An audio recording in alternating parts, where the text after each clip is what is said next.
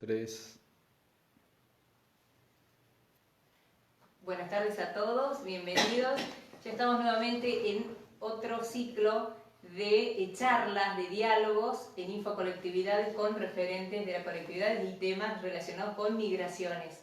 Comenzamos el domingo pasado y estuvimos hablando con Mustafa Sen, con un referente de la colectividad senegalesa en Argentina. La verdad tuvo muchísimas repercusiones, muchísimas preguntas que llegaron en el vivo, después muchísimas reproducciones. Así que bueno, nos entusiasmamos y seguimos haciendo este ciclo de diálogos. Este ciclo de diálogos que estamos usando en las redes sociales por el tema de la pandemia, que bueno, nos está impidiendo juntarnos a mucha gente, entonces ahora lo hacemos por acá, por Infocolectividades. También queremos decirles que está saliendo además del Facebook, desde Instagram de Infocolectividades. Y bueno, y pensando en una próxima temática, decidimos hablar sobre un tema que no muchos conocen, que es la ley de migraciones y también políticas migratorias en Argentina. Y entonces para eso hemos pensado en traer a personas que conocen muchísimo, muchísimo de estos temas. Y acá ya los tenemos. Ella es Marta Guerreño López, es una gran amiga, es miembro fundadora de la Red Nacional de Líderes Migrantes en la Argentina, es presidenta de USIC, que es la Unión de Colectividades de Inmigrantes de Córdoba, también es docente en la diplomatura relacionada con migraciones en la Universidad Católica de Córdoba, entre otras cosas. Y también lo tenemos a Eduardo Domenech, que tiene un currículum muy extenso. Él es docente, investigador del Centro de Estudios Avanzados en la Facultad de Ciencias Sociales de la Universidad Nacional de Córdoba, es investigador del CONICET, es coordinador del programa Migración y Movilidades en Perspectiva Crítica del CIES, del CEA, de la Facultad de Ciencias Sociales de la Universidad de Córdoba, entre muchísimos estudios que tiene en su currículum. ¿Cómo les va, chicos? Bienvenidos. Muy buenas tardes. Bueno, para arrancar, como decía, el tema de la ley de migraciones, que no está tan difundida ni conocida. Para empezar, la ley actual, la 25871, ¿cuándo se sanciona acá en Argentina? La ley 25871, la ley migratoria que nosotros desde la red, sobre todo de líderes migrantes, defendemos tanto, fue sancionada en diciembre del 2003. Entró en vigencia rápidamente en el 2004 y se reglamentó en el 2010 recién, pero entró en vigencia apenas se sancionó esa ley. Una ley que nosotros, reitero, defendemos mucho, porque es una ley muy inclusiva y una ley que consideramos muy maravillosa. En relación a lo que vi antes de esta ley, ¿cuáles son los beneficios considerados mejores en esta modificación? Y hay varios temas. La ley Videla, la anterior, que era, más o menos yo como migrante, son las dos leyes que conocí, era bastante restrictiva, y esta ley primero dice que migrar es un derecho humano, entonces desde esa perspectiva ya es algo que consideramos óptimo. Y aparte, esta ley fue pensada por muchas organizaciones. Yo apenas llegué en la Argentina en el 86, ya formaba parte de un grupo de gente que estaban pensando en el cambio de esta ley. Entonces se trabajó por muchísimos años, muchísima gente especialista y aparte migrantes, personas que estaban trabajando en la temática, por años se reunieron para pensarlo, idearlo. Se había mandado un proyecto mucho más ambicioso, bueno, se cambiaron algunas cosas, pero igualmente la ley quedó buena. Bien. Eduardo, si tenemos que comparar esta ley con leyes migratorias de otros países, ¿cómo estamos? ¿A qué nivel estamos? ¿Mejor, igual, más o menos? Bueno, hay muchas experiencias interesantes en la región, sobre todo a partir de inicios de los 2000, ¿no? Argentina fue la primera experiencia de cambio de una ley migratoria, es decir, la primera experiencia que deroga una ley de la dictadura militar. Entonces Argentina, la ley Videla de 1981, pero tenemos también los demás países vecinos, al menos de América del Sur, otras leyes que son de la misma época. Entonces Argentina fue, como decía, la primera experiencia en este sentido, que a su vez forma parte de un proceso regional mucho más amplio, ¿no? Teníamos en el año 2002 el acuerdo de residencia en Mercosur, digamos, hay que pensar, digamos, esas transformaciones también en el marco regional, ¿no? En particular en discusiones que se estaban dando a nivel del Mercosur. Después, digamos, viene la ley del 2007, 2008 en Uruguay, después en Bolivia, y todas estas leyes lo que tienen es, en particular, que buscan desmarcarse de lo que fue esta mirada policial o persecutoria, lo criminalizante de la migración, ¿no? Entonces, en ese sentido es un ciclo, se abre todo un ciclo de transformaciones en el campo de las políticas de migración a partir de la modificación, de estas modificaciones de leyes, ¿no? De migración. Ahora, hubo una transformación muy importante que debe ser en Ecuador, a partir sobre todo de la reforma constitucional, el año 2008, que incorpora la migración como un eje central, digamos. Y entre otros principios, ahí encontramos no solamente el derecho a migrar, sino también la noción de ciudadanía universal o ningún ser humano es ilegal. Y más allá de lo que se buscó transformar con la ley de migración en el caso de Ecuador, creo que el acontecimiento más importante fue la exención de visado a todos los ciudadanos del mundo en el año 2008. Es decir, para ser consecuentes con la visión de la ciudadanía universal, lo que se buscó es modificar por completo la política de visado. Cuestiones que no ocurrieron en otros países. Digamos. Se modificaron leyes de migración, pero no se modificaron las políticas de visado. Y la política de visado es algo básico para poder entender la libertad de movimiento, ¿no? Entonces, bueno, creo que algunas cuestiones que podríamos discutir en el caso de la Argentina, pero también en otros contextos nacionales donde se modificaron leyes de migración, tiene que ver con qué entendemos por el derecho a migrar. Ahí hay, creo que, como distintas aproximaciones, distintas miradas, que al menos forman parte del debate. Bien. Y volviendo al tema de la ley de acá de Argentina, ¿cuáles son como las modificaciones considerables que se hicieron en el 2003-2004 en relación a los años anteriores, en relación a salud, educación, trabajo? Bueno, ahí hubo, digamos, en términos generales, una ampliación de reconocimiento de derechos, ¿no? Es decir, el artículo 4 en particular hace hincapié en la migración como derecho humano. Después hay otros artículos, digamos, que avanzan en el reconocimiento de derechos, menos en los derechos políticos, ¿no? Donde hay también importantes restricciones, sobre todo a nivel nacional, digamos, en términos de participación política a nivel nacional. Después está también esta indicación de la regularización migratoria, digamos, de no perseguir a los inmigrantes, sino más bien combinarlos a regularizarse.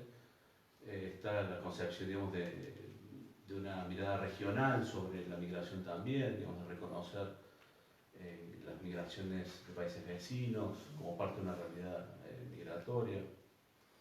De todos modos, hay una cuestión que hay que señalar en ese punto, es que también con la ley de migraciones lo que se establece es una división concreta entre lo que serían los migrantes o ciudadanos del Mercosur y los extra-Mercosur. Y eso es una división que establece y tiene efectos en el tiempo también. Por eso hoy en día se está discutiendo, como ocurrió en años atrás, sobre planes de regularización migratoria para senegaleses, haitianos, dominicanos. Entonces, esos son efectos también de la ley de migración, ¿no? Porque, digamos, siendo nacionales del Mercosur, hay facilidades para la residencia que no tienen los extra-Mercosur, ¿no? Entonces, ahí se establece así una diferenciación importante. Después, digamos, yo creo que con la nueva ley una cuestión que es significativa es que el reconocimiento de determinados derechos, independientemente de la situación migratoria administrativa, ¿cierto? Independientemente de la condición de regularidad o irregularidad. Sí, años anteriores leíamos hasta en los medios, ciudadanos ilegales.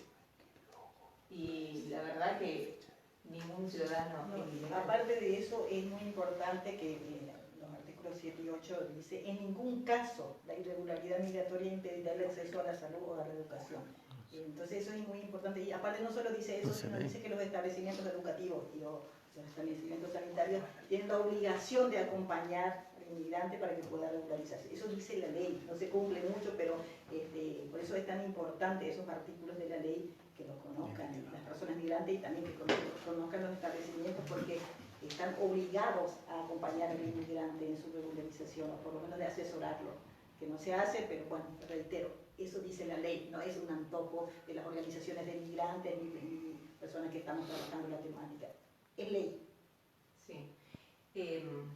Ahora lo llevo a 2017, en el 2017 entró en vigencia el DNU 6817 y 7017, modificando esta ley de migraciones. ¿Qué implicancias tuvo estos DNU en relación a esta ley? Sí, a mí me parece que es importante, digamos, enmarcar el DNU en lo que fue para mí un proceso de lo que se llama securitización de la migración, que es la producción de la migración como un asunto de seguridad, dicho en términos simples. Entonces, el DNU en el año 2017 tiene que ver, para mí, lo entiendo como parte de lo que llamamos una política de la hostilidad en contra de los inmigrantes en Argentina. Es decir, que no es una medida aislada, sino que formó parte también de otras medidas que no hicieron, digamos, la vida cotidiana demasiado fácil, ¿no? Por el contrario, digamos, se instalan ciertas lógicas, prácticas, ¿no?, de criminalización, de persecución de los inmigrantes en estos años. Entonces creo que hay que, al de nuevo, enmarcarlo en ese proceso de securitización que tuvo que ver también con enfrentamientos, con luchas sectoriales también hacia el interior del Estado, ¿no? Entonces, parece que es importante también entender, digamos, que el DNU tiene que ver con ciertas luchas que se dan entre sectores, entre profesionales de la seguridad, profesionales de otros órdenes del Estado, y que no es, digamos, solamente una política o un discurso criminalizante, ¿no? Tiene que ver también con tendencias más regionales, globales que se producen. Y en ese sentido, lo que trae el DNU es la detención y la expulsión como un modo de gobernar la migración. Es decir, esa es como la novedad, y a su vez que un componente central de los procesos de criminalización, pero también de securitización de la migración. Si no es el único modo, pero básicamente lo que instala el DNU es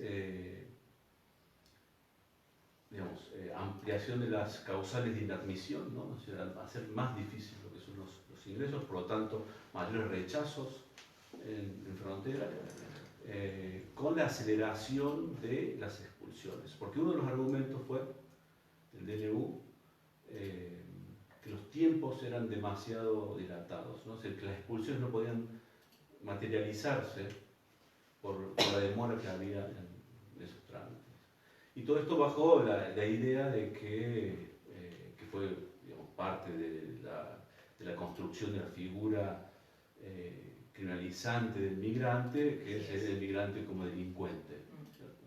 Entonces ahí creo que hay, bueno, muchísimo para discutir, pero eso se empezó a instalar en los meses previos. Yo me acuerdo cuando conversábamos en las reuniones, distintas reuniones que hacíamos, y se estaba ya hablando de la posibilidad de que se modificara la ley, pero siempre se negaba desde la DNM hasta que llegó el DNU, ¿no?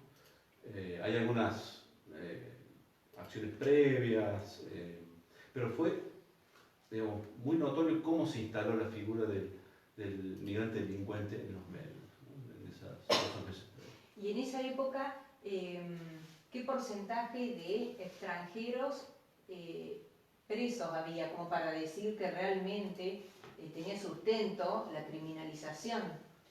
Antes quería decirte, Vero, que realmente el DNU vino a mancillar la ley 25871. El espíritu de la ley vino a estropearse totalmente con el decreto. Entonces, por ejemplo, por un presunto, una persona podía ser expulsado en un tiempo récord de 3-4 días. La reunificación familiar ya no era una razón para que las personas no sean expulsadas.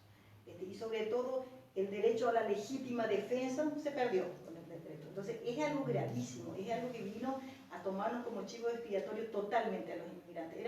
Los inmigrantes éramos los causantes de todos los problemas de la Argentina. Y solamente 4.400 detenidos extranjeros había. Y de por ahí también es importante resaltar, y yo lo digo todo el tiempo, de que la mayoría de las personas detenidas por narcotráfico y todo eso que nos endosan los migrantes fueron en los aeropuertos, en los aeropuertos. No son personas que viven en la Argentina y fueron detenidas. Entonces están de paso por el país, se detienen y sí son extranjeros, pero no viven acá. Entonces, por ahí también es importante dejar en claro que no son residentes, inmigrantes que están acá en la Argentina y que han cometido un delito. Entonces, nos endosaron totalmente esa figura de por la cantidad de narcotraficantes que había, supuestamente se firmó el decreto 70. Y no es así, todas las estadísticas lo demostraron, incluso de todas las defensas que hemos hecho para que se derogue el decreto, todo esto se habló y el Estado argentino no tenía como fundamental, y si no tienen razón. Ellos inventaron unos números, recuerdo que Bullrich en su momento dijo unos datos, pero eran una mentira absoluta, y siguen siendo menos del 4% la cantidad de inmigrantes en las cárceles federales, 4,5% de la población argentina es inmigrante, o sea que sigue siendo menos incluso que la población en general, pero bueno, siguen diciendo que una cantidad impresionante de inmigrantes somos delincuentes más o menos la mayoría. Bien, en relación a el DNU 7017, tuviste la posibilidad de viajar a Washington con otros referentes por este tema. Contame dónde estuviste y cómo fue esta experiencia. Sí, fue en la Comisión Interamericana de Derechos Humanos que hizo de oficio, llamó a la Argentina, llamó a 5 organizaciones de migrantes y fueron también del Estado argentino, notificado y presente. Entonces fue nosotros que pedíamos la derogación de la ley y bueno, el Estado argentino, que en ese caso estaba representado por el director de Derechos Humanos, Salud, y el director nacional de Migraciones. Ellos diciendo sus posturas y nosotros explicando el por qué se tenía que derogar. Realmente fue una experiencia muy linda porque cuando terminó las ponencias de cada uno, la gente del DACIL se quedó hablando con nosotros y diciéndonos que íbamos por ese lado bien, de que el Estado argentino tenía que derogar, incluso después salió toda una comunicación de parte de ellos en donde pedían al Estado argentino que derogara la ley. No se cumplió en ese momento, hasta ahora sigue vigente del DNU 70. Bueno, ahora por la pandemia todo está en stand-by, digamos, pero sigue vigente.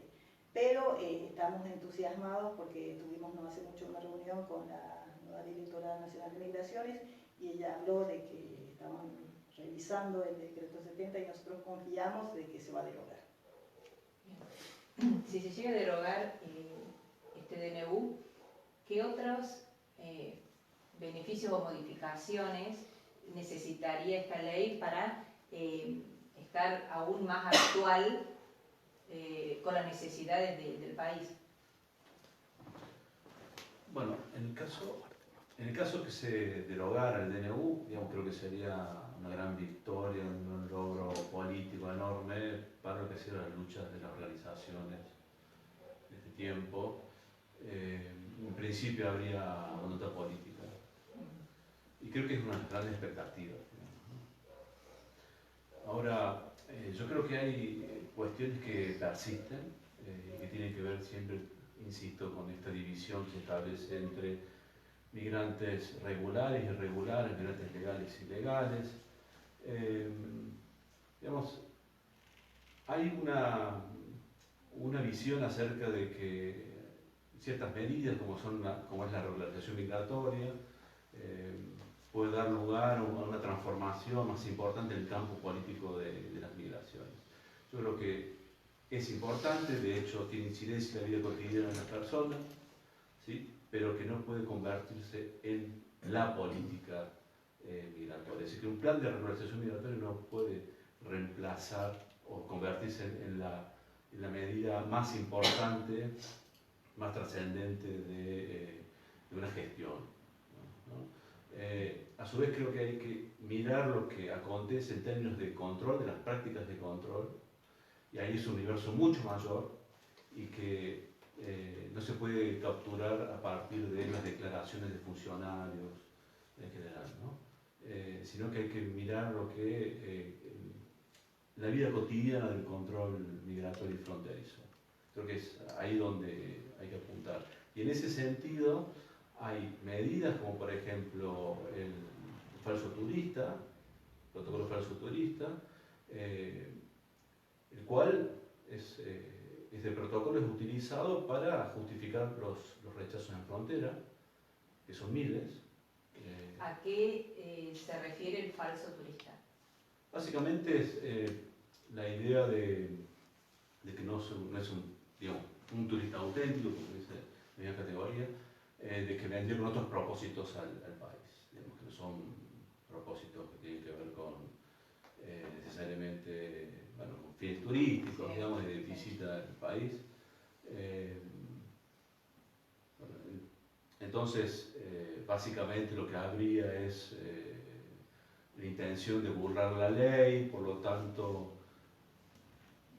su residencia en el país no sería acorde a lo que se establece como requisitos de entrada, ¿no?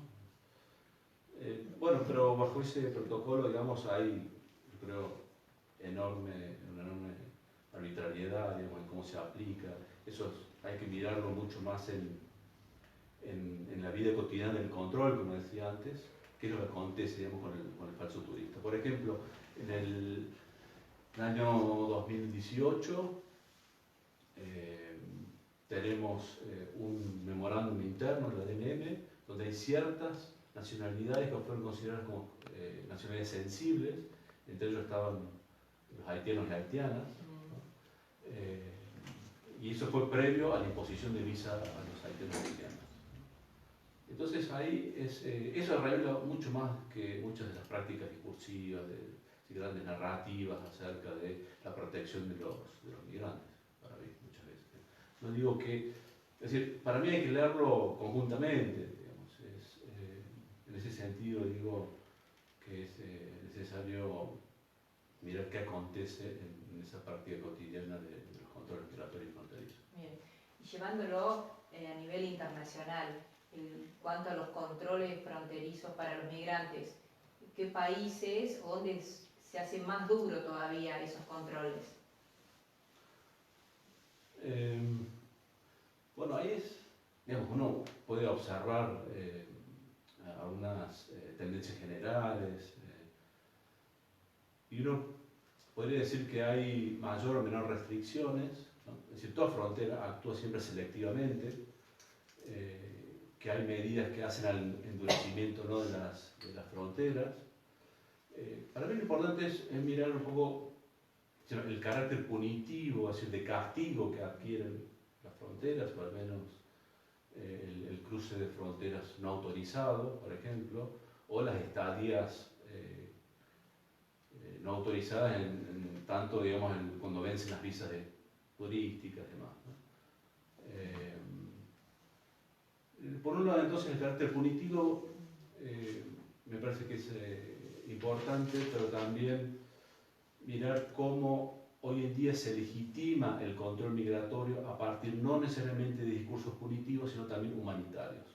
Entonces, es decir, el control se vuelve mucho más sutil, entonces como los modos de justificar una medida de endurecimiento del control muchas veces cuesta que sea aceptado a través de un discurso punitivo, aunque tiene muchos réditos electorales también, pero también recibe muchísimas críticas, ¿no? Entonces da lugar a lo que es la configuración de luchas migrantes, a su vez la intensificación de las luchas migrantes. Por lo tanto, el discurso humanitario es mucho más efectivo también en términos de control, de la instauración del control migratorio. Y esto se puede dar, por ejemplo, a través de los programas de tráfico de personas. Entonces, bueno, ese es lo de Joaquín. No, yo de por ahí sé que Infocolectividad tiene muchos seguidores que no están en el tema constantemente, entonces de por ahí nosotros hablamos mucho de regularización, eso es tener el DNI argentino, que un extranjero pueda acceder a tener su documento. ¿Y por qué es tan importante? Porque de ahí puede trabajar en blanco, puede, bueno, aunque la ley dice que se puede obtener salud y educación, sí, aunque no tenga DNI argentino, en la práctica es más difícil. Entonces todos los extranjeros queremos tener nuestro documento, queremos tener el DNI, y entonces por eso es tan importante y por eso hablamos todo el tiempo de regularización, que de por ahí es el inicio para acceder a otros derechos. Y también porque una persona, algo que de lo que estaba diciendo Eduardo, de que la gente puede ser rechazada en frontera, pero ocurre algo interesante. Un extranjero puede entrar a la Argentina como turista, pero puede cambiar su condición acá.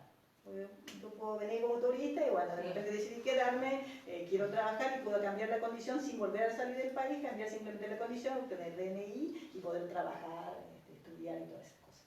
Así que puede hacer ese cambio acá en el país, digamos. Puede hacerlo. Bien, y de vuelta una pregunta para vos, Eduardo, en cuanto a los controles de los aeropuertos acá en Argentina con los migrantes.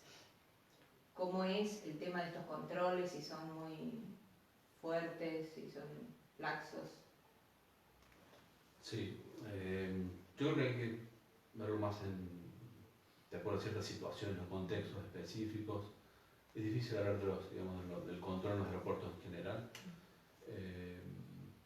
Uno podría decir que la gran transformación del control en los aeropuertos tiene que ver con la informatización, con la tecnologización del control migratorio, en particular con la biometría, la incorporación de la biometría, que tiene que ver con las huellas dactilares de los iris, en el caso de reconocimiento de rostros, ¿no? Introducción de pasaportes electrónicos, puertas electrónicas. Entonces, hay una nueva fase, si quiere, del control migratorio en los aeropuertos que tiene que ver con la introducción de más tecnologías. Por lo tanto, hay muchas cuestiones que tienen que ver con el control que pasan desapercibidas si el Estado no ejerce el control punitivo, ¿no?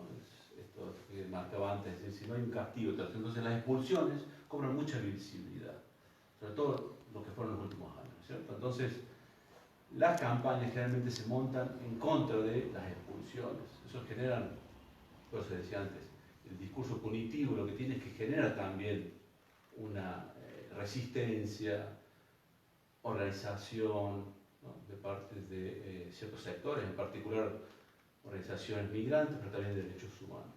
Pero el control que se está ejerciendo hoy en día, lo que podemos llamar fronteras electrónicas, prácticamente no tiene resistencia, no es prácticamente cuestionado. Entonces, muchos de los efectos que tienen, por ejemplo, el rechazo en frontera, tiene que ver con la introducción de nuevas tecnologías en el control migratorio, control fronterizo. Entonces, viene de la mano, o sea, habría que pensarlo también conjuntamente. Yo insisto en poder pensar tanto medidas como son la regularización migratoria, el rechazo en frontera, la expulsión, articuladamente, relacionalmente, es decir, entre sí, digamos, no por separado, ¿no?, para poder comprender cómo el Estado también ejerce el control migratorio y fronterizo. Y quiero decir algo más, muchas veces pasó por alto, es el papel que cumplen los organismos internacionales en el control del movimiento. Porque en definitiva, siempre de lo que se trata o el debate de fondo tiene que ver con esta tensión entre el control del movimiento, ¿no?, y el movimiento como fuerza social, digamos, lo que genera la migración.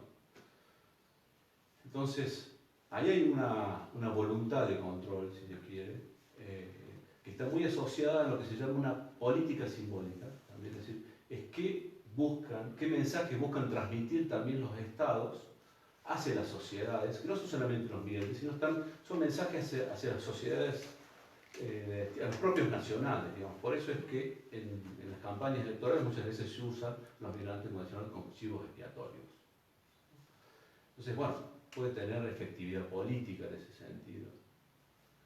Bueno, a mí me parece que es importante mirar el papel de los organismos internacionales como ACNUR, OIM, cómo intervienen, cómo disputan, participan de estas disputas de definición política de la migración, ¿no? Entonces ellos tienen una acción concreta, es decir, cotidiana, no solamente en la asistencia a los migrantes, que es la cara más visible, sino que también intervienen, por ejemplo, en lo que es el monitoreo de las poblaciones, las migraciones a gran escala, por ejemplo, como ha sido con la venezolana, como es ahora en la pandemia.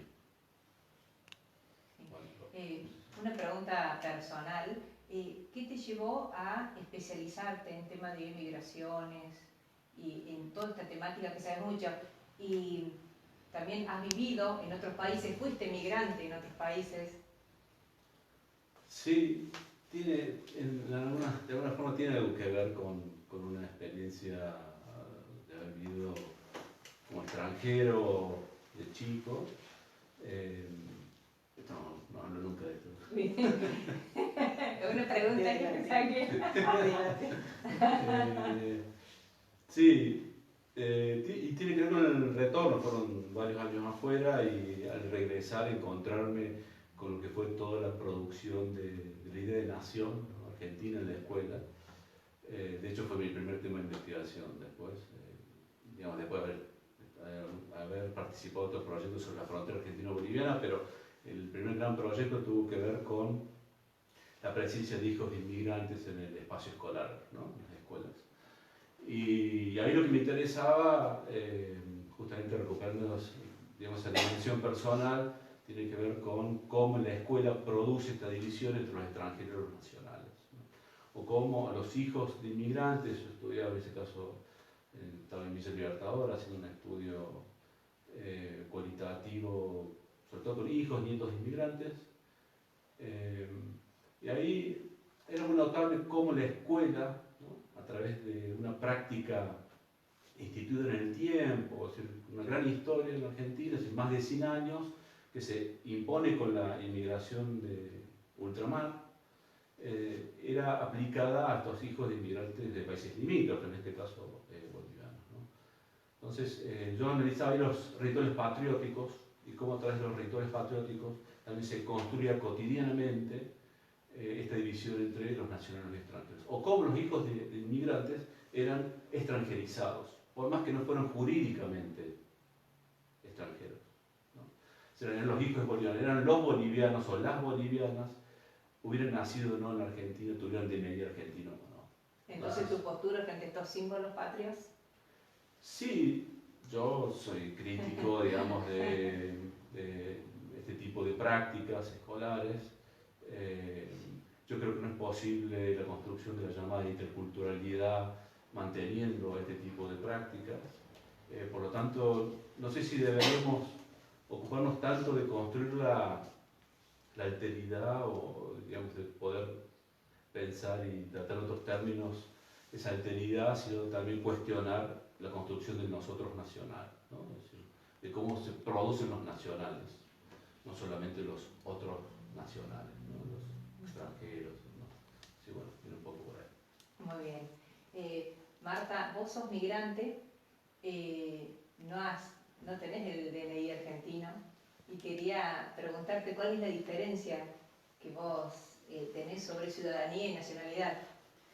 Tengo el DNI argentino, pero extranjero. Sí, así, rojo, extranjero, mayúscula, extranjero, como todos los extranjeros que tenemos en la Argentina. No me he naturalizado, es un término que hasta de por sí el término me natural, porque como que ahora soy artificial, yo después me lo tengo que naturalizar. No lo he hecho, hacerme argentina. A veces pienso que soy revoltosa, no me he hecho, pero 35 años acá, he vivido mucho más tiempo de mi vida acá que en mi país. Pero bueno, la verdad es que no estoy de acuerdo de que te obliguen a tomar algo, o de que sea por obligación. A mí me parece que una persona aporta, trabaja, hace lo que debe hacer, no importa dónde nació. El lugar de nacimiento es anecdótico. el lugar donde uno vive, sí uno puede optar, como en este caso mío. Hay personas que le han obligado a trasladarse a otro país, en el caso mío yo opté por venir a vivir en Argentina, a estudiar acá y a trabajar acá. Entonces, no me parece que me tengan que obligar. Yo no voy a cambiar mi esencia por un trámite administrativo. Entonces, me parece muy importante lo que defendemos muchas personas, la ciudadanía universal. Yo incluso pensaba el otro día, he visto en el Face que la municipalidad difundió algo de cómo regularizar organizaciones, y una persona escribió: no me hablen, no quiero saber nada de los extranjeros porque no se ponen la camiseta, algo así. ¿Y qué es ponerse la claro, camiseta? yo me quedé con ese pensando y digo, ¿qué piensan la gente que hacemos o que no hacemos los extranjeros? Porque uno dice, se pone la camiseta, o uno dice, no es patriótico. ¿Qué es ser patriota? ¿Cantar el himno? Muchos de nosotros cantan. Gritar el gol de la Argentina, muchos lo hacen. Hay muchos argentinos que tampoco les gusta el fútbol. Entonces, ¿qué es ponerse la camiseta? ¿Qué es ser nacionalista para la gente? Yo me pregunté, me quedé con esa pregunta, incluso estoy pensando en hablar con esa señora para preguntarle precisamente qué quiere ella que hagamos los extranjeros. Porque yo me pregunto, yo digo, vos pagás el impuesto del cheque, yo también. Vos pagás impuestos de todo tipo, yo también lo pago. Pregunté a un montón de amigos argentinos, ¿vos das clase a alguna escuela así gratuita o en tu barrio? No, yo sí, y yo soy extranjera. ¿Vos participabas de una iglesia? No, yo sí. Yo me refiero yo como un montón de otros inmigrantes. ¿Vos hacés acciones sociales en tu barrio, ayudando en un club? No, yo sí. Entonces, ¿quién hace más patria? ¿Y quién dice que el que se fue hace patria y el que se queda no? Esos pensamientos tan absurdos y tan arraigados, sin sustento, a mí me cae mal y me parece que tenemos que repensar esas cosas. O sea que todos esos argentinos que en el 2001 se fueron, no hicieron patria o no son argentinos, entonces tendríamos que analizar cuántos extranjeros sí nos hemos quedado en el 2001. Y, o sea que eso sí nos van a dar un premio especial, hoy vamos a ser especiales porque sí nos quedamos. Hay un montón de preguntas que la gente se hace o que nos exige a los extranjeros que tendremos que rendir examen todo el tiempo, que somos, que merecemos, que la meritocracia es constante. Nosotros nacimos en otro lugar, nada más, esa es la única diferencia y que nos demuestra en todo momento nuestro DNI siendo extranjero grande. Si se sacara eso y si nos permitieran votar, porque eso también es un tema que a mí, bueno, vos me conocés bien, sabés que es un tema que me obsesiona. Bueno, ¿cómo está el tema del voto del extranjero y qué modificaciones aún más necesitaría para Actualmente ningún extranjero puede votar en la Argentina a nivel nacional, no importa los años que tenga, nadie, ningún extranjero puede votar, excepto que se naturalice. Entonces ya deja de ser extranjero, en ese caso ya sería argentino por opción. En muchas provincias podemos votar para gobernador, previa inscripción. En la mayoría de los municipios, excepto en Formosa, se puede votar para intendente, siempre previa inscripción. Y para intendente, aparte, se necesita o tener hijo argentino, o tener cónyuge argentino, o tener un trabajo registrado, o demostrar todo eso, o ser contribuyente municipal. Uno de estos requisitos hay que tener para poder votar. Pero esos requisitos no es tan complicado como la inscripción. Ese es el tema, que es un tiempo siempre muy poquito, se inscriben 10 días, nadie sabe cuándo empezó la inscripción, cuando queremos hablar del voto ya se cerró. Entonces es un tema que tanto es así que en Córdoba hay 95, 100.000 extranjeros más o menos. Estamos hablando de personas que nació en otro país. Y el padrón electoral es de 4.000, creo que es el último que tenía. O sea que sí, bueno, no tiene razón de ser la cantidad de personas. Y no porque no existen posibilidades reales o no cumplan los requisitos, sino porque la inscripción es muy complicada, son muy pocos días, los horarios son bastante difíciles, porque uno tendría que dejar de trabajar para ir a inscribirse, no hay campañas masivas. La mayoría de los extranjeros, o muchos extranjeros, no saben ni siquiera que tienen ese derecho. Una falta de información. Sí, entonces estamos hace muchísimo nosotros desde la UCI que luchamos, que insistimos, que hablamos con la gente de la Junta Electoral y lo que pedimos es que la inscripción sea automática como se hizo, como es en la provincia de Buenos Aires y ahora se aceptó en Cava también. No entró todavía en vigencia en estas últimas elecciones en Cava, pero en el próximo seguramente va a ser así y es lo que nosotros sugerimos, que todas las personas nacidas en otro país que tengan 3 años de residencia, que es lo que dice la ley electoral, directamente entren en el padrón como entran todos los argentinos. vos cumplís 18 años y entras en el padrón. Bueno, nosotros todas las personas, como reitero, es en la provincia de Buenos Aires. En Buenos Aires, en la provincia de Buenos Aires, Migraciones le da el padrón a todos los municipios y a la provincia para que puedan votar. Entonces eso es lo que nosotros estamos luchando desde hace más de 20 años. Sí, recuerdo que hace unos años se hicieron desde USIC, de la Unión de Colectividades, campañas para esta difusión de que podían votar y también sobre la ley de migraciones, que por ahí hay mucho desconocimiento. Vos también sos miembro de la Red Nacional de Líderes Migrantes en Argentina y quiero que me cuentes por qué comenzaron estos encuentros relacionados con el tema de la ley. Y se celebraban los 10 años de la ley de 2014 y bueno, nosotros nos dimos cuenta que todos celebraban, la OIM, Migraciones, ACNUR y todos, y nosotros los inmigrantes que supuestamente éramos los cumpleañeros, no estábamos invitados. Y nos decimos, ¿te invitamos? No, ¿te invitamos? No. ¿Y por qué todos celebran y nosotros no estamos? Ley de migraciones enojamos y decidimos, vamos a hacer nosotros nuestro propio congreso. Y vamos a hablar nosotros de la ley y bueno, éramos los locos, Jorge de Neuquén y yo desde Córdoba peleándonos ahí, hasta que por fin pudimos armar, hicimos el primer encuentro en Neuquén y éramos 140 personas, 130 personas creo, y nosotros nos juntamos para decidir, para discutir la ley. Y cuando el primer día hablamos y empezamos el primer temario, nos dimos cuenta que éramos 4 o 5 los que conocíamos la ley y el resto no tenían idea de qué estábamos hablando. Entonces dijimos, creo que hay que transformar eso. Primero tendríamos que entre los que nos consideramos líderes o representantes de organizaciones y estudiar la ley. Y eso fue lo que hicimos. Ahí mismo decidimos hacer el segundo encuentro en Córdoba. Este primer encuentro se hizo en noviembre y el segundo encuentro decidimos hacerlo en mayo muy pronto y de ahí ya empezamos. Vos fuiste partícipe por suerte de muchos de estos trabajos que hemos hecho y empezamos a difundir la ley y la condición para que las personas migrantes puedan participar en el segundo encuentro era haber leído la ley, conocer la ley. Muy bien. Eduardo, vos también participaste en algunos encuentros disertando. ¿Cómo fue tu experiencia en estos encuentros? Bueno, yo al principio siempre me negaba un poco de participar pero no de apoyar, digamos, porque me acuerdo que en ese momento coincidió el segundo encuentro en Córdoba coincidió con la formación de la mesa migrante en Córdoba. O sea, ahí tuvimos muchas discusiones también, fue realmente un momento muy interesante para la mesa migrante también. Y después, a su vez, como mesa, pensamos que podíamos aportar a la Red Nacional de Líderes Migrantes. Yo me negaba porque yo entendí también siempre como un espacio de y para migrantes, ¿no?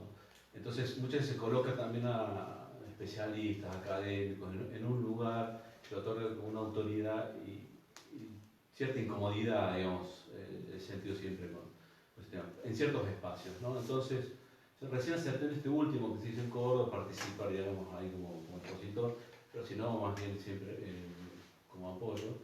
Y digo esto porque también refleja otra cuestión, que es una tensión entre academia y organizaciones migrantes, espacios migrantes y demás. Si bien hoy en día me parece que, como lo muestra por ejemplo la Agenda Migrante 2020, digamos una confluencia ahí entre organizaciones de derechos humanos, académicas, migrantes, y hay una articulación creo que como muy productiva en ese sentido, bueno, efectiva, ¿no? En lo personal siempre fue para mí un gran espacio, porque también permite creo que visualizar cuestiones y preocupaciones, inquietudes que están latentes y que muchas veces no se expresan. Y nosotros también es una oportunidad de empezar a colocar ciertas temáticas, como fue, me acuerdo, el tema del control migratorio, ¿no? Como un tema central, empezar también a discutirlo en ciertas mesas, ¿no? A crear un espacio para esa discusión.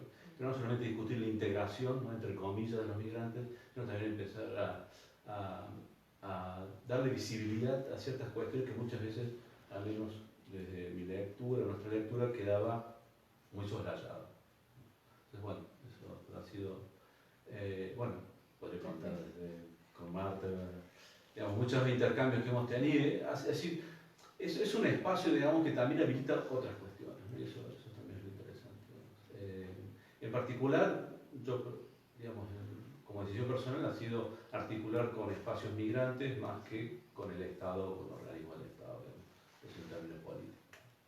Muy bien. Bueno, ahora voy a leer algunos saludos que han llegado de Pamela de las Ibarra, Alicia López también, que está viendo, La Voz del Cedro, Lindsay McDonald's, dice, ¿será posible subir el volumen? Pero ya nos hicieron las señales.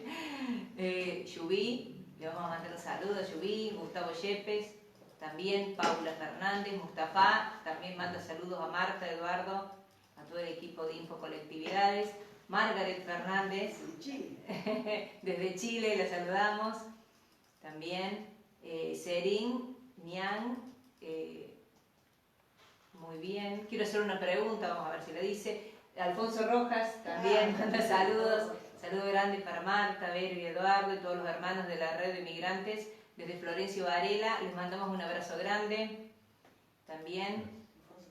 Sí. También dice, yo soy migrante senegalés, necesito ayuda para tramitar el DNI. Tengo que casarme con una mujer argentina o tener hijos, es muy complicado. Tengo que casarme. Bien, por ahí le podremos... después decirle que por privado le vamos a estar respondiendo. Después Carla Basantes, Agencia de Turismo en la Frontera. Cuando uno compra un ticket desde Ushuaia a Río Negro, no informan bien al turista o migrante de los requisitos para pasar la frontera de Ushuaia a Chile. Te hacen viajar a pesar de no tener todos los documentos. Bueno, Paola Vargas Guzmán, saludos. Danitza Tello Pardavé también, los estamos viendo. Dionisia Marina León Paredes, felicitaciones Marta, Eduardo y Verónica. Muchos, de Mili Navarro, se requiere un trabajo conjunto entre organismos de migraciones y consulados. En esta época hay muchos migrantes que están sin ni siquiera poder tramitar permiso de circulación, ya que se requiere al menos tener la precaria. Al existir una plataforma virtual que permite al extranjero iniciar la solicitud de erradicación en el territorio argentino de forma totalmente virtual, muchos consulados cerraron sus puertas en cuanto a la emisión de certificados de antecedentes penales de su país y de su origen. Bueno, es muy largo, ya después le vamos a explicar. Sí. Bueno, saludos. ¿Qué requisitos tiene un africano para vivir en Argentina? También pide Gilda. Bueno, también vamos a ir respondiendo. Sí, de por ahí es importante decirle a la gente que si bien es cierto migraciones hoy no atiende, bien, vamos a ver si como se hace todo, los trámites se hace todo a nivel en la plataforma virtual, la gente puede hacer su dedicación y le llega todo online, todo el trámite se puede hacer. Y actualmente Migraciones no está solicitando el antecedente penal de su país de origen, te pregunta simplemente si vos tenés en tu poder. Le pones sí, y si no tenés antecedentes es como una declaración jurada que haces en la página y el día en que te citan recién tenés que presentar. Entonces la persona, si hoy no tiene el antecedente en su mano, no importa, porque la cita va a ser para septiembre, octubre, noviembre, entonces va a tener tiempo cuando se abran de nuevo las fronteras para acceder. Entonces hoy, con la declaración jurada de domicilio, la foto, el documento de su país de origen, puede hacer su documento sin ningún problema. Entonces es importante que la gente entre en la página, que vaya completando o que recurra a las organizaciones. Bueno, el de Inmigrantes UCIL puede recurrir, si no sabe hacerlo, le asesoramos sin ningún problema y reitero, se puede hacer de forma online sin ningún problema y es bastante fácil y la precaria llega directamente en el mail que uno se registra. Muy bien. Sí, ¿cuáles son las redes de UCIC, Marta, para que te contacten, para que contacten? Bueno, es Inmigrantes UCIC en Facebook y en Twitter, se pueden comunicar con nosotros. Y ahí les pregunta, hay un montón de gente que durante la pandemia han aprovechado y han hecho su documento.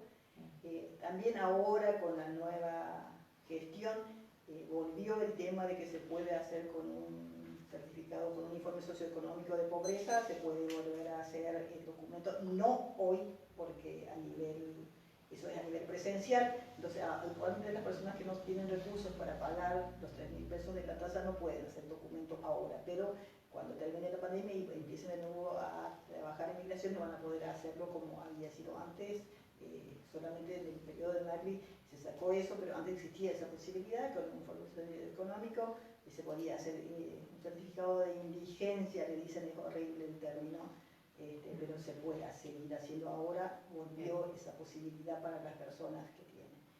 Y bueno, yo quiero agradecer a todos los saludos y retribuir el saludo a todos, sobre todo a los compañeros de la red de líderes migrantes, que veo que están casi la mayoría trabajando. Y también aclarar eso, que por ahí la gente pregunta mucho del tema de la red, porque nos constituimos, lo anecdótico del enojo, que es real, es así, pero nosotros sobre todo en la red nos constituimos porque la mayoría estábamos en una organización que se ocupaba de lo cultural, de lo deportivo, y en la red nosotros nos constituimos para dos cosas, para vernos como sujetos políticos y para, de alguna forma, somos bastante ambiciosos y decir, velar por las leyes migratorias, por las políticas migratorias en la Argentina. Trato de decir que tuvimos varias reuniones con todos los directores que han estado desde que se fundó la red y hemos trabajado mucho, hemos entregado propuestas y muchas han sido aceptadas, así que hemos trabajado en el tema de las políticas migratorias a nivel nacional. En la red no tratamos ni la fiesta patria, ni nada de lo folclórico. Es sujeto político con derechos, migrantes, deseos de votar, vernos ciudadanos, que es una de las preguntas que me había hecho, que con todo lo que hablé no te respondí.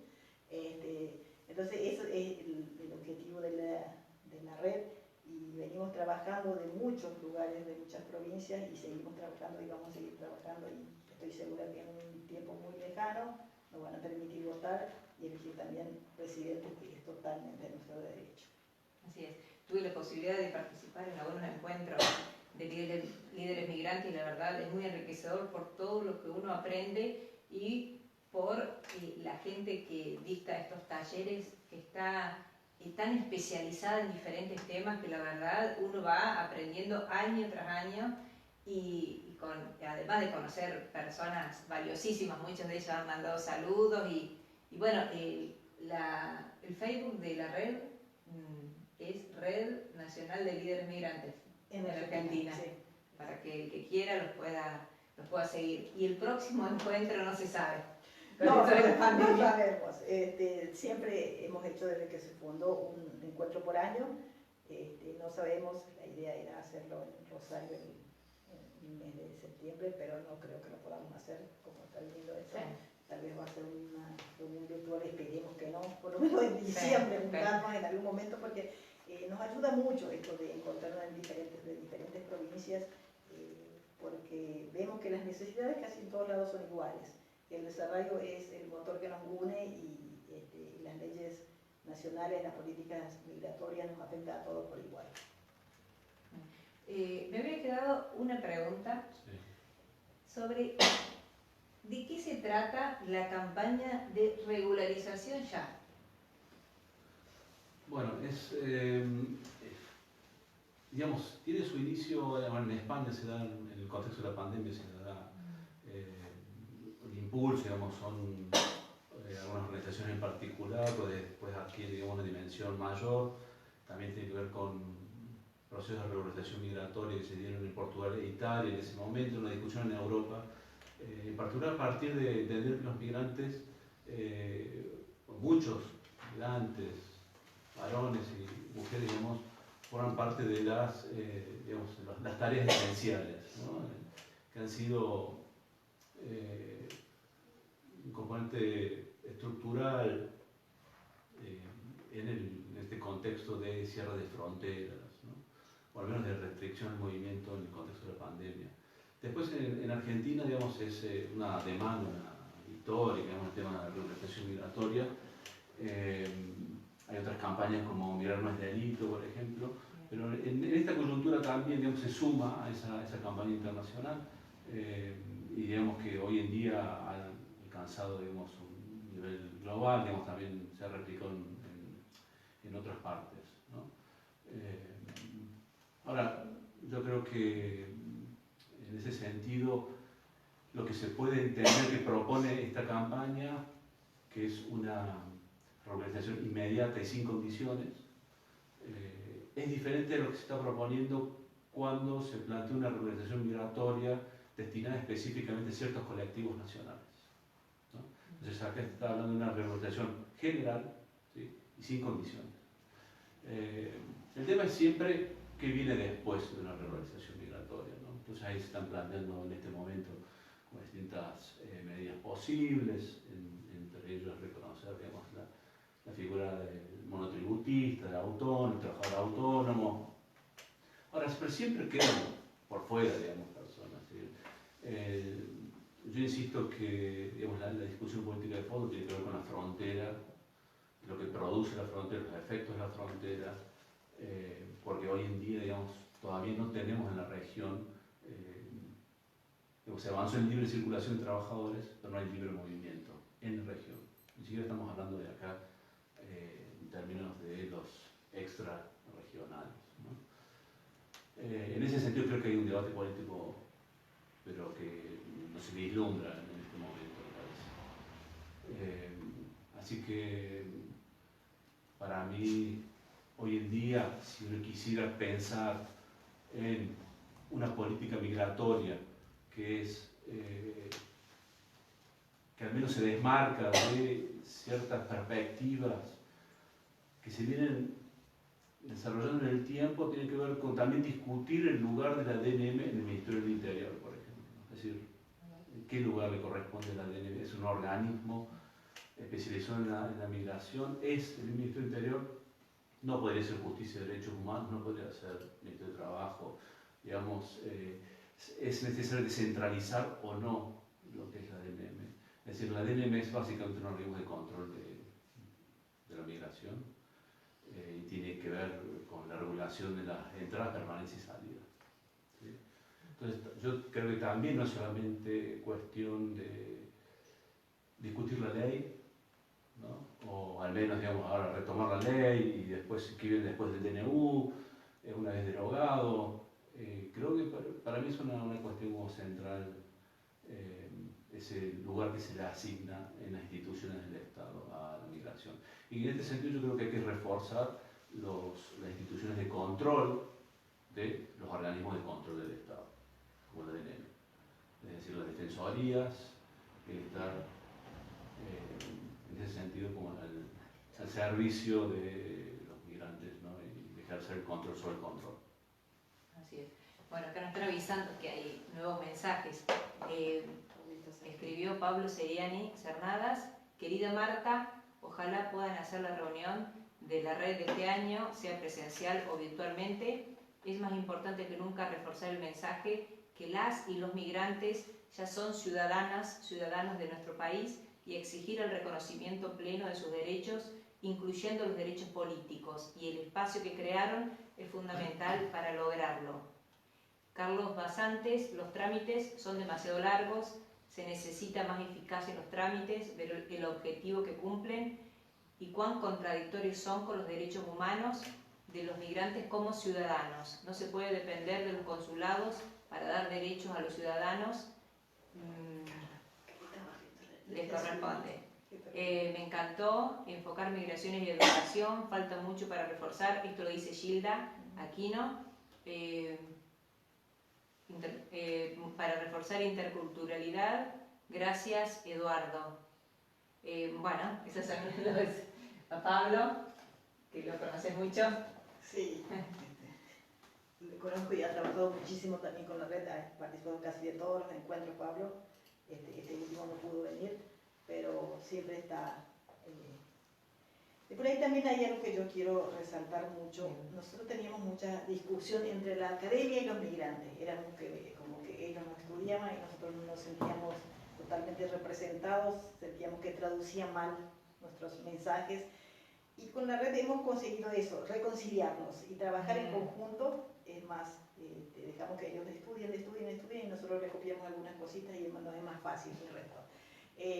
Es una conjunción que se ha hecho muy bien, esto de los migrantes, porque nosotros discutimos con ellos, le decimos nuestra postura y ellos, bueno, creo que, no digo que han entendido mejor, pero han bajado un poco más de la estratosfera que hay muchos de los estudiosos que están. Entonces, a mí me encantó esto de trabajar en conjunto y creo que sirvió muchísimo y eso refuerza mucho la red y también el espacio Migrante 2020 también tiene esa misma modalidad de que están los académicos y estamos los migrantes y las personas que estamos miki en ambas partes Entonces eso refuerza y vale muchísimo.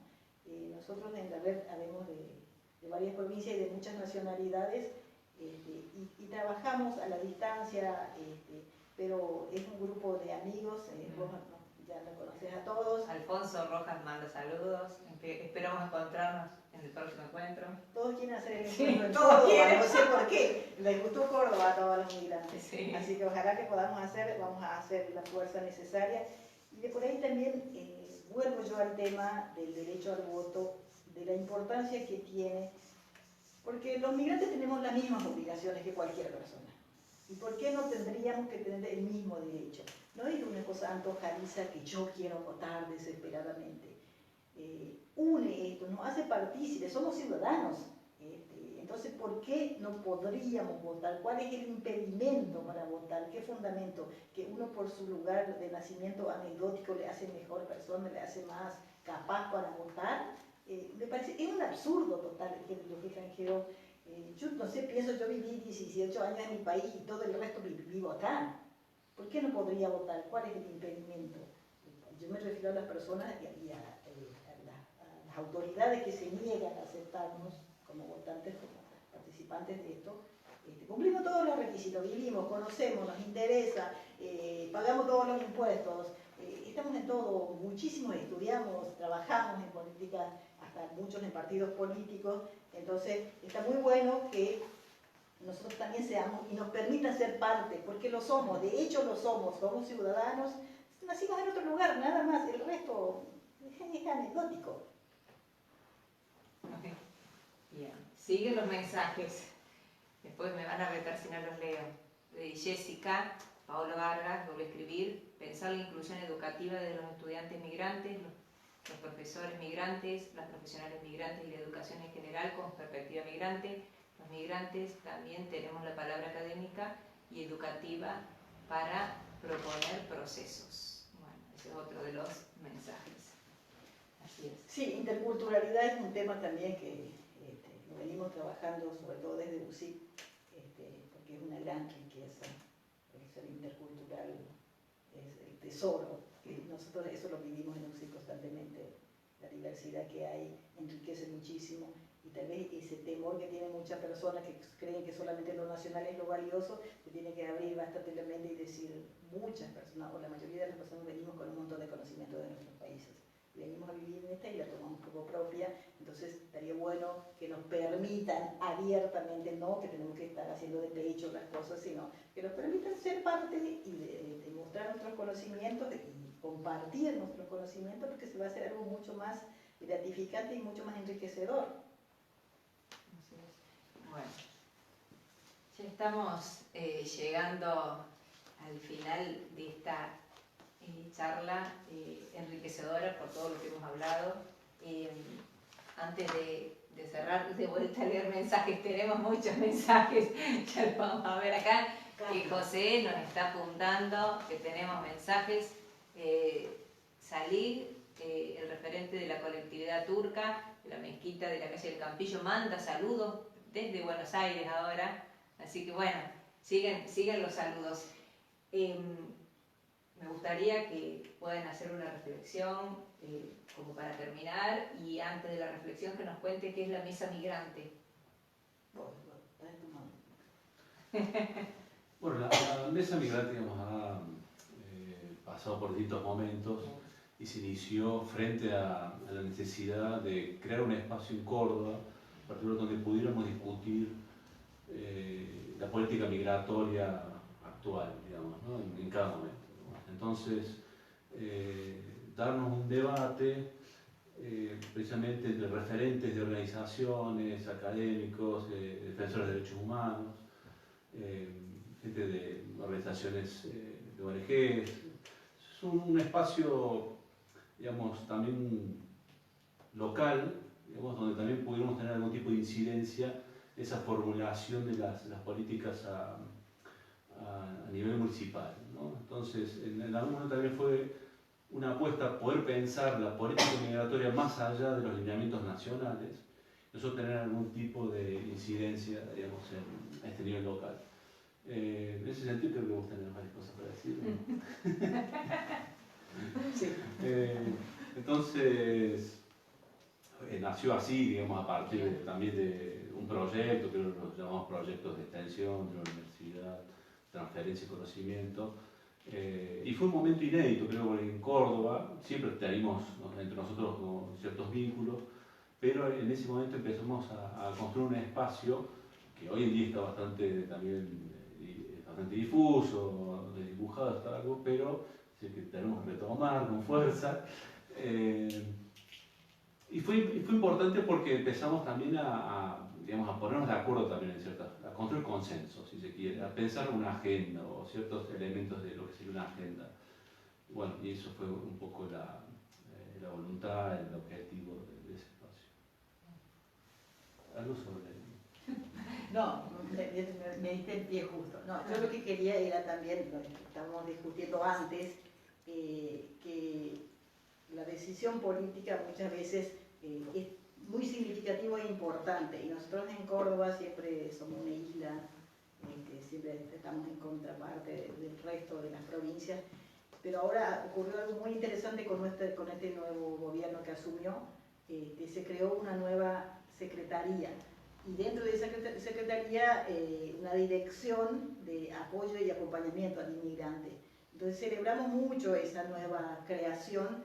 Esperemos que esto trabajen con los migrantes, que cumplan lo que dice su nombre, que apoye. Nosotros desde el auxilio ya hemos presentado varias ideas, varios proyectos y vamos a seguir trabajando, porque nos parece que en Córdoba, una ciudad donde hay 100.000 extranjeros, vale la pena trabajar en conjunto y que el municipio tenga un espacio bien legible en donde los migrantes se puedan acercar y las organizaciones podamos trabajar. Me parece algo digno de celebrar y ahora le damos fuerza al nuevo director que trabaje y bueno, vamos a pisarle los talones para que si no quiere trabajar, que trabaje. Saludo a Rodrigo. Bueno, que ellos son de la Dirección de Acompañamiento Migrante, que pertenecen a la Secretaría de Planificación, Modernización y Relaciones Internacionales, que nos han apoyado en esta charla, porque la han subido a sus redes, a sus historias de Facebook, de Instagram, para alentar a que se conozca que íbamos a hacer esta charla. Así que bueno, te mandamos un saludo. Marta, para ir terminando, una reflexión sobre los temas que hemos tratado y relacionados con Córdoba. Y decirle a toda la gente que los extranjeros no somos seres raros, que somos personas igual que cualquiera, que nacimos en otro lugar y por opción propia o por algunos desde chicos le han obligado a trasladarse a otro país, se trasladó a otro país a vivir, que somos ciudadanos y que temer no es la palabra para nada necesaria, que tenemos diferente cultura, tal vez hablamos diferente, hasta nos vestimos diferente, pero eso no es simbólico, es anecdótico, esas cosas no son importantes. Que somos ciudadanos de esta provincia, que somos ciudadanos de este país y que hacemos lo mismo que hacen ustedes, mejor, peor, lo que fuera, y que dejen de pedirnos que rindamos examen todo el día, que tenemos que demostrar todo el tiempo que somos mejores o que nos merecemos esto. Nosotros somos de este país también. Nosotros, las personas que hemos migrado, tenemos la suerte de tener un corazón más grande, porque tenemos dos patrias. Entonces, y te aseguro que a esta la amamos como a la nuestra. Y muchos de nosotros aportamos mucho más en esta, si es que tanto quieren hablar de la meritocracia, aportamos mucho más en esta que en nuestros países de origen. Entonces, deje de temer, nosotros también podemos votar, nosotros también podemos asumir cargos importantes. Los extranjeros hoy no podemos asumir ningún cargo porque no podemos ser elegidos para ningún cargo. Entonces sería bueno que nos vean como lo que somos, ciudadanos, y yo prego y ruego de que se hable de la ciudadanía universal, al menos de la ciudadanía mercosuriana por ahora. Muy bien. Y le invitamos a Eduardo a brindar unas palabras de reflexión. Sí, a mí me gustaría insistir en la idea de la figura, digamos, del migrante irregular, poder realmente superar la idea de migrante irregular como aquella figura que hace a la migración algo problema, que es un problema, que es una amenaza, que lo convierte en riesgo, ¿no? Creo que es necesario pensar medidas políticas más allá de esa división entre regulares y irregulares, que es una división que está subsumida en esta división mayor que es entre nacionales y extranjeros, ¿no? Entonces, es decir, cómo trascender la figura del migrante irregular, porque a partir de ahí es que también se criminaliza la migración. Es decir, los procesos de criminalización, secularización, de los cuales hemos estado hablando en la charla, tienen que ver básicamente con la figura del migrante como delincuente o como problema, como amenaza, como riesgo, pero básicamente también producida a partir de esa figura que es la irregularidad o ilegalidad, digamos, ¿no? Está claro, digamos, la diferencia entre hablar de irregular o ilegal, porque un término criminaliza y el otro coloca digamos, en la falta administrativa, pero también siempre es la culpabilización, la responsabilidad siempre está en ese caso del inmigrante. Y es necesario en este sentido entender cómo se produce la llamada irregularidad migratoria y que no se trata para mí de poder pensar soluciones en función de temporales de cómo resolver esa situación de irregularidad, sino poder cuestionar, en todo caso, la legitimidad que se asume como algo natural, la legitimidad de la soberanía estatal para el control de las fronteras de la migración. Es decir, yo en ese sentido difiero, digamos, de otras posturas y para mí hay que digamos, realizar una crítica no solamente a los modos en que se ejerce el control migratorio, sino también las formas en que se legitima el control migratorio o fronterizo. Y en esto significa cuestionar digamos, la soberanía estatal, ¿no?, para el control de las fronteras y para el control de la migración. Bueno, sé que es polémico, pero me parece que también las grandes transformaciones vienen a raíz de pensar lo imposible mucho más que lo posible. En ese sentido, es como también una invitación al debate, seguir dialogando con colegas, con gente a mí y demás, pero bueno, eso. Uy, más que cerrar está abriendo. Así que, bueno, me encantó tenerlos. La verdad, ese segundo encuentro de diálogos, que nos pudimos encontrar los tres en el mismo lugar, porque vivimos en el mismo lugar, no como Mustafa, que estaba en Buenos Aires, fue muy enriquecedora también. Les agradezco muchísimo que hayan venido y obvio hay un montón para poder seguir hablando con ustedes.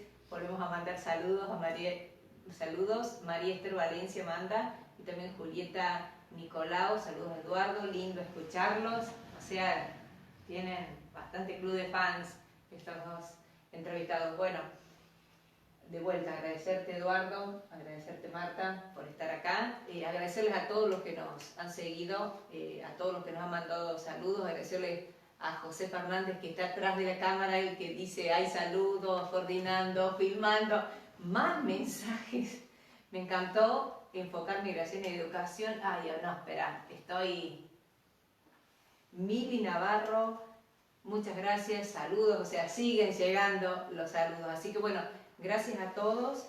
Me encantó este encuentro de diálogos. En breve le vamos a estar informando cuándo va a ser el próximo. Y bueno, todos estos encuentros sirven para seguir aprendiendo y en este caso estuvimos hablando sobre ley de migraciones y las políticas migratorias en Argentina. Les agradecemos desde Info Colectividades y bregamos por un mundo sin fronteras. Bueno, muchas gracias a todos.